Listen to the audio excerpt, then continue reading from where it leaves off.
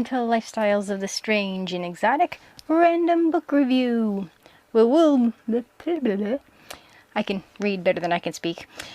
We'll be reviewing Apollo 1 and the Space Shuttle Challenger. The history of NASA's two most notorious disasters, even though they do mention, I believe it was Columbia, sort of later on, by Charles River Editors. And this was a freebie on Amazon. I'm like, so I kind of went into like the history, and then it's like, let's see if there's anything interesting. This caught my eye because I'm familiar with the history. And this was a fairly quick read. I wasn't quite sure what to expect. And it does go into fairly good detail without being like morbid and kind of disgusting. I mean, it gives you the facts without sort of over sensationalizing it now. And it does kind of go into how the technology worked. Kind of like, well, this is what they wanted to do, this is kind of what happened, this is what broke, without going over your head either. And they actually have pretty decent photographs. So you actually get to see the people, and, you can kind of put faces on everybody in this Challenger. And if you have like a Kindle Fire, this would be much more better because they're actually color photographs, but of course on the Kindle they come in black and white, so depending on your preference, if you prefer colored photographs, it'll be better on the Kindle Fire. And some of the photographs I've never seen before either, because usually if you kind of read the history, they always recycle the same 3 photographs, so it was kind of neat to see, things that hadn't been public necessarily before. The weird thing, it's a good thing in some ways, but kind of like strange in another way. There's this report that I think they rely heavily on like the reports done during the different disasters, so you can kind of see where the bureaucracy was, and kind of how they, basically like with Titanic, how the inquiries, all the information is kind of gleaned through that, but this is like, they literally show you snippets of the documentation that they're relying heavily on. So the thing is, you're not quite sure, it's so seamless, where the documentation ends in the sort of author's input on it, you're not quite sure which one's which. I mean, there is like a break-off point, but you're kind of like, huh? Now it starts off with the Apollo program, and oh, okay. Trying to refer to my notes. So that whole section was how the Apollo section was done. So they do that in sort of, a whole section, and then they stop, and then they go into Challenger. I've known about Challenger forever.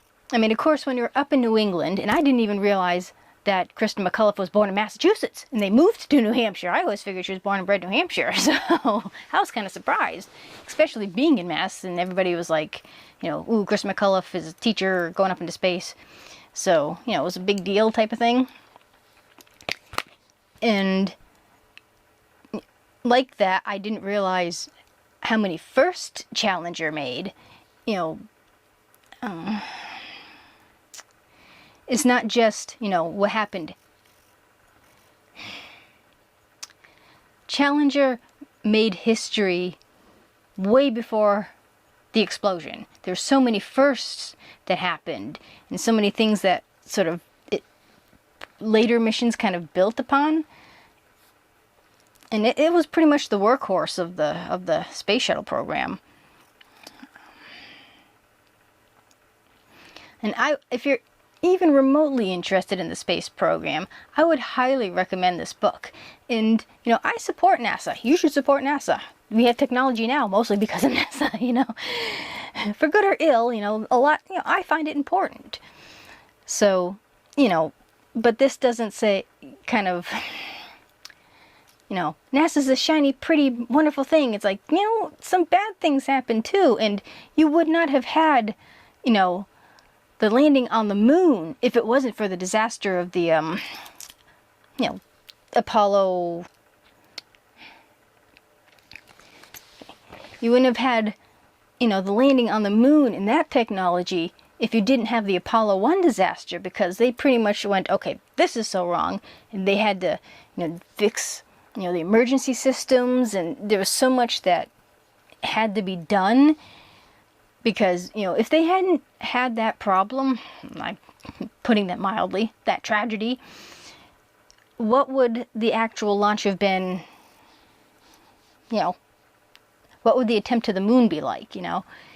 So, to go forward, sometimes you have to take a screeching halt. It sounds weird and macabre, but they call it the tombstone, you know, thing. Anyways, like with Dale Earnhardt, you know, when he was killed, there was no safer barriers at Daytona. There were no Hans devices. It took something like that to smack everybody upside the head, and it shouldn't be that way.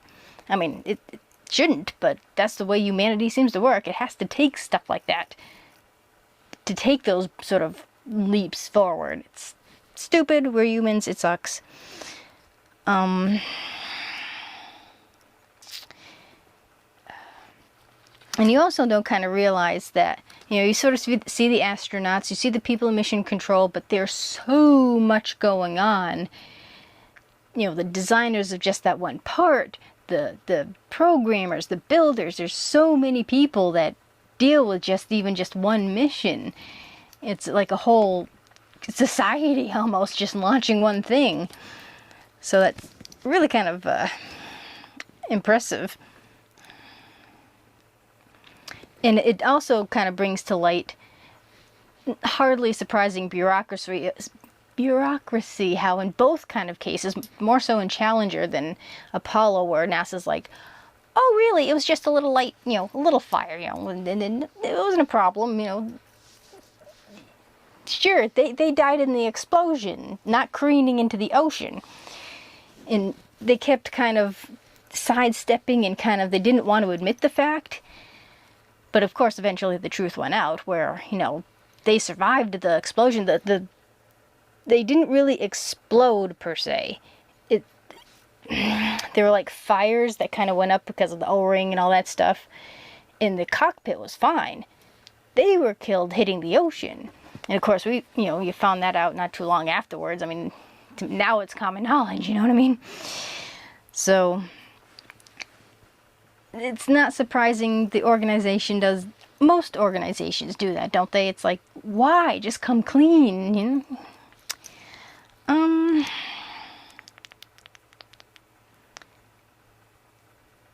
And there was like a commission that wanted to find about, you know, what happened to Challenger and trying to sidestep all the bureaucracy.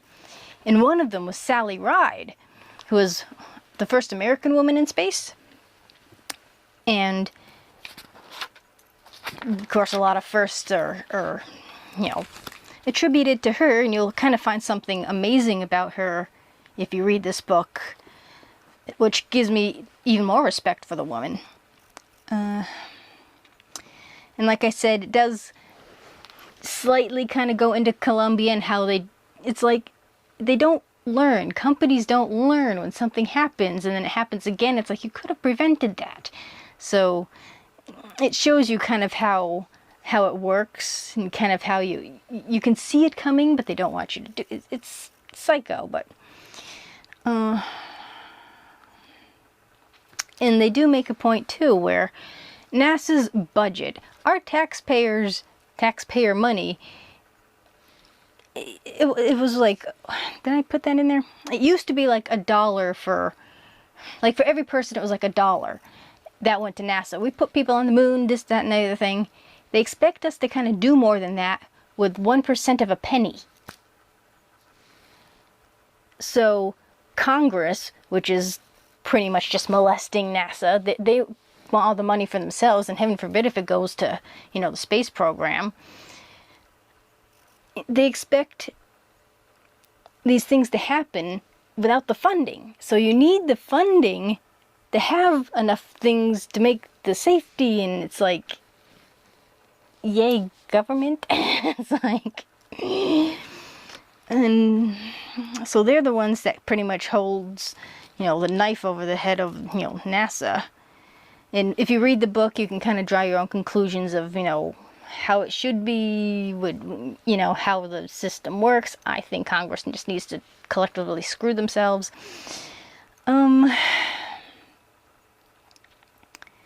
So I enjoyed the book. I learned so much more than I thought I knew, you know, because I, you know, support the space program. I'm a card-carrying nerd. I mean, you know, I'd love to see the United Federation of Planets actually exist, you know.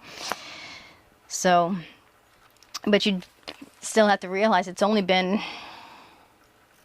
well, 50 years, isn't it? Because it's 2016, 50 years of Star Trek, and it was around that time that they landed on the moon. So it's roughly 50 years, so it's well within a lifetime. So we still got quite a ways to go. But have we learned anything from the past? I don't know. So I highly suggest reading Apollo and the Space Shuttle Challenger, a freebie on Amazon. At least it was as I looked for it. And it's a quick read and you will learn a buttload of stuff. So, thank you for watching. Do remember to comment, rate, share, and subscribe. There's always room for one more at the Strange and Exotic. See you next time and happy reading, and support the space program. Bye.